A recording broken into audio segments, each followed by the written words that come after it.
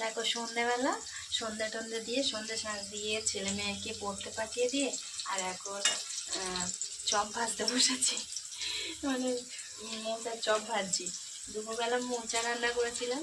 আর এটা আমার মায়ের কাছ থেকে শেখা। মানে মোচা রান্না করলেই আমার বাবা বলতো মাকে যে একটু তুলে রাখবে সিদ্ধ করে, এটা সন্ধ্যাবেলা ভাজা খাওয়া যাবে, মানে চপ করে খাওয়া যাবে, বেশ ভালো লাগবে।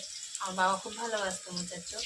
তো সেই জন্য আমার মার কাছেই শিখেছি। যখনই মোচা রান্না করি দুপুরবেলা করে মোচাটা রান্না হয় আর অল্প করে, মানে এক দু মুঠো মোচা সিদ্ধ তুলে রাখি। সেটা তুলে রাখলে কী হয়, এটা সন্ধ্যাবেলা চপ করে খাওয়া যায়। আর আমার বাবা বাইরের কোনো জিনিস পছন্দ করতো না, মানে বাড়িতে যাই করো সেটাই বেশি পছন্দ করতো। বাইরের চপ বলো যাই কিছু পছন্দ করতো না।